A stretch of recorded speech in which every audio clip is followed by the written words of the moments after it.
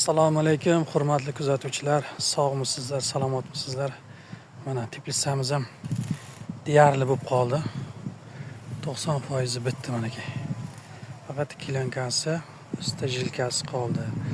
Kraskalar ham kraskalanib bo'ldi. Sizlarga mana shu 30 so'tqa qancha kraska ketganini aytmoqchiman.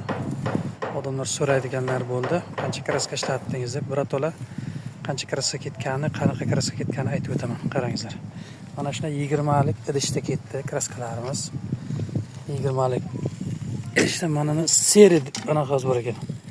Qarang, seri deb yozilgan. Mana shu kraskadan olingizlar, maslahatim. Zo'r kraska ekan. Mana bunisi xuddi shunday firmaga o'xshaydi. Bu Beli degan ekan. Yo'q dedi, bir joyda oqidan olib qaytdim, lekin umuman bo'lmaydi ekan bu kraska. Shunday irib qolar ekan, yaxshi emas ekan.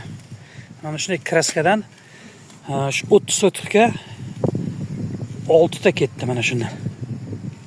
Endi 6 tasi qancha bo'lar? 120 litr bo'lar.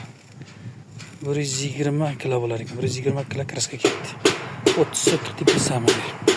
O'zlaringiz kara-kara qilib chiqarib olaverasizlar. Mana shunday. Mana polni kraska bo'lib bo'ldi. Kraska bo'ldi. Mana ko'rasizlarmi? Hosil turba hammasi bo'lgan. Hamma turbalarimiz. Endi ozroq turbalarimiz ortib qoldi. Uni eshikka qilamiz. Boshqalarga ishlatamiz. Bizni kuzatishda davom etingizlar. Hozir men latoklarimiz kelgan. Latok nima deganlarga tushuntirib o'taman. Qayerga qo'yiladi? Latok. Bu qanday, qanaqa latok kelganini tushuntirib o'taman. Bizni kuzatishda davom etingizlar.